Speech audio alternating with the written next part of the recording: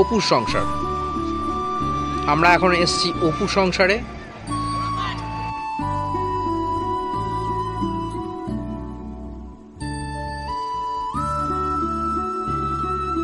তো আজকে আমি এসে গেছি অপুর সংসার নিউ টাউনে। এটা একটা নতুন এরিয়া, 14-2 বছর হলেও চালু করেছে, নতুন একটা স্পট বলা চলে অপুর সংসার। সত্যজিৎ রায়ের যে অপুর সংসার সিনেমাটা হয়েছিল সেটার ওপরই থিম বেসড একটা পার্ক। এটা একটা থিম পার্ক, ঠিক আছে। এটা নারকেল বাগান মোড়ের ঠিক জাস্ট আগের একটা মোড় পড়বে, সেই মোড়টা থেকে বাঁদিকে আসতে হবে, এসে আপনাকে ঢুকতে হবে এই অপুর সংসারে। এটা হচ্ছে অপুর সংসারের একদম ফ্রন্ট সাইড। সন্ধ্যেবেলায় লাইটিং যখন আর একটু বাড়বে তখন আর একটু ভালো লাগবে পজিশন ওয়াইজ।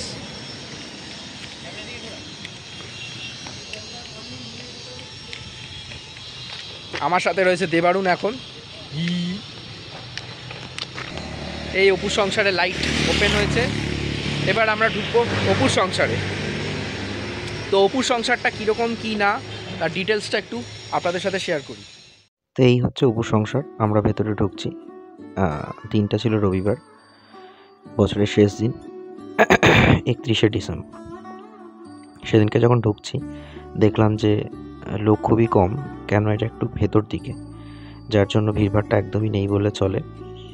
ভেতরে একটা এরকম বিল্ডিং রয়েছে, যেহেতু সবার মুখেই দেখলাম অপুর সংসার। আশপাশে পুরোটাই নিউ টাউনের যে আরবানাইজেশন চলছে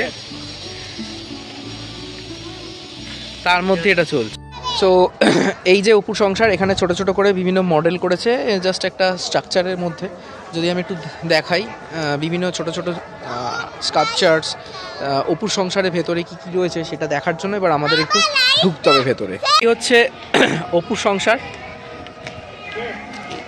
অপুর সংসারের ভেতরে আমরা এবার ঢুকছি, কি কি রয়েছে একটু দেখা যাক।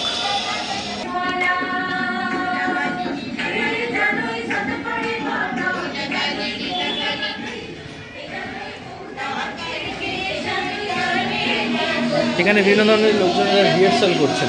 এই যে এইটা হচ্ছে ভেতরটা। অপুর সংসার উপলক্ষে অ্যাকচুয়ালি সৌমিত্র চট্টোপাধ্যায়ের ওপরই বেস করে, মানে সৌমিত্র চট্টোপাধ্যায় যেহেতু ওটাতে অপুর পার্টটা করেছিলেন, তো সৌমিত্র চট্টোপাধ্যায় সত্যজিৎ রায় দুজনের ওপরই এই থিম পার্কটা বানানো। নিউ টাউন এরিয়াতে এই ধরনের কোনো ফাইন আর্টস বা কোনো সংস্কৃতি কেন্দ্র সেরকম কিছু একটা নেই, যেটা আমাদের কলকাতার সাইডে রবীন্দ্র সদন আছে, আরও অনেক মুক্ত মঞ্চ রয়েছে। এটা কাইন্ড অফ এরকম একটা মুক্ত মঞ্চ বানানো হয়েছে, যেখানে কিছু অপুর সংসার নামক তার জিনিসপত্রগুলো সংরক্ষণ করা হচ্ছে। আবার ওই এরিয়ার মানুষজনেরা এসে বিভিন্ন ধরনের সাংস্কৃতিক অনুষ্ঠানের রিহার্সালও করছেন, বা তারা এই জায়গাগুলোকে ভাড়া হিসেবে নিয়ে কিছু শো করতে পারে। এটা এখনও আন্ডার কনস্ট্রাকশন, এখনও এটার ডেভেলপমেন্টের কাজ চলছে। মোটামুটি অনেকটাই জায়গা নিয়ে বানানো, একটু অন্য রকমের। এখানে বিভিন্ন ধরনের প্রজেক্ট ওয়ার্ক, লাইক কোনো ওপেন অ্যাম্পি থিয়েটার টাইপ যেগুলো হয়, কিছু ওপেন থিয়েটার, সেগুলো এখানে অর্গানাইজ করা যেতে পারে। এটা হচ্ছে ফার্স্ট ফ্লোরে এখানে রবীন্দ্রনাথ, নিউ টাউন এবং আরও কিছু আচার্য জগদীশচন্দ্র বোস এনাদের কিছু ছবি, আর অবভিয়াসলি সত্যজিৎ রায়ের ব্যবহৃত জিনিসপত্রগুলো এখানে রাখা রয়েছে। অপুর সংসার সিনেমাতে কী কী ব্যবহার করা হয়েছিল সেইগুলো কাইন্ড অফ এটা একটা মিউজিয়াম, সংগ্রহশালা বলা চলে। বিভিন্ন জিনিসগুলো এখানে সংরক্ষিত করা হয়েছে। ওপাশটা হচ্ছে নিউ টাউনের প্লেগ্রাউন্ড।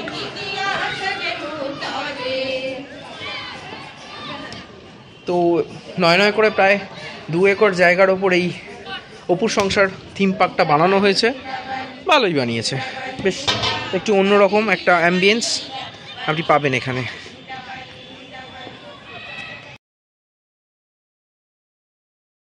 মাকে বলবি না তো?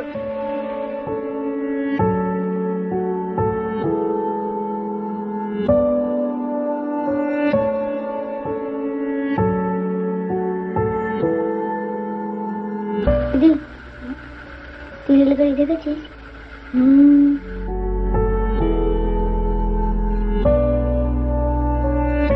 জমি থম থমে ধূসর সামিয়ানা,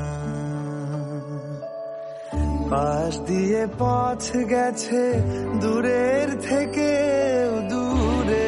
এই হচ্ছে সত্যজিৎ রায়ের থিম পার্ক। পাশ দিয়ে এটা হচ্ছে টপ ভিউ। দূরের থেকে দূরে। অপুর পায়ের ছাপ ডুবছে। সো এটা হচ্ছে একদম বাউন্ডারি বরাবর যে অপুর সংসার, তার কিছু ডিজাইন, কিছু স্কাল্পচার্স। তো এটাই ছিল অপুর সংসার। অপুর সংসার সম্পূর্ণ একটা অন্য ধরনের থিম বেসড পার্ক, যেখানে সত্যজিৎ রায়, সৌমিত্র চট্টোপাধ্যায়ের স্মৃতি বিজড়িত পার্কটা বানানো হয়েছে। বেশ অন্যরকম একটা অ্যাম্বিয়েন্স রয়েছে, ভিড়ভাড়টা কম, পরিচিতিটাও কম হয়েছে, সবে সবে বানানো। আর বেরিয়েই দেখতে পাচ্ছেন বিশ্ববাংলা গেট, তার একটা অন্যরকম আলোকসজ্জায় দেওয়া হয়েছে নববর্ষ উপলক্ষে। দারুণ অ্যাম্বিয়েন্সটা ছিল। তো অবশ্যই ভিডিওটা দেখুন, আর ভালো লাগলে সাবস্ক্রাইব করুন চ্যানেলটা এক্সপ্লোর ডেস্টিনেশন।